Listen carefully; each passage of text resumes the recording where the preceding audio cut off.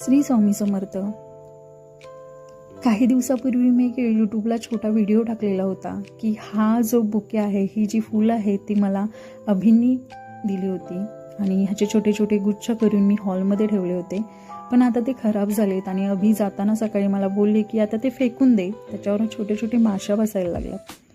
म्हणजे ह्याच्यातून तुम्हाला कळलं का की नेहमी नेचर आपल्याला एक मेसेज देतो की तुमच्याजवळ काहीही असू दे ते नश्वर आहे.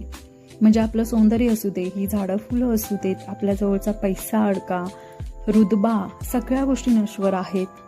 प्रत्येक गोष्ट ही कधी ना कधी संपणार आहे आणि हे आपल्याला नेहमी लक्षात ठेवलं पाहिजे. हा मेसेज म्हणजे निसर्गच आपल्याला देतोय. पण आपण खरंच तसं वागतो का?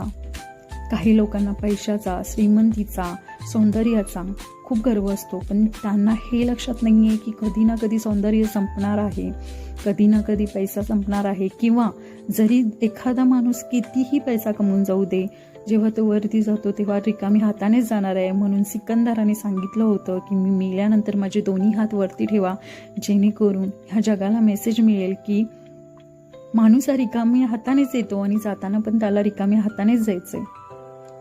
ही फुलं जेव्हा माझ्या घरामध्ये होती तेव्हा माझ्या घराचं म्हणजे माझ्या हॉलचं एवढं सौंदर्य वाढवलेलं त्यांनी. त्यांचा जो सुगंध होता तो पूर्ण हॉलमध्ये दरवळत होता. माणसांनाही ही असंच असावं. जोपर्यंत ह्या आहे तोपर्यंत सगळ्यांशी चांगलं राहा, आपल्या लोकांना वेळ द्या. जेव्हा आपण हे जग सोडून जाऊ ना, तेव्हा 4 लोकांनी आपलं चांगलंच नाव काढलं पाहिजे.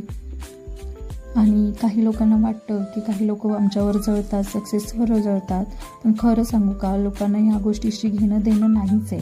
प्रत्येकजण आपापल्या आयुष्यामध्ये बिझी आहे. कुणालाही कोणाशीही काही घेणं देणं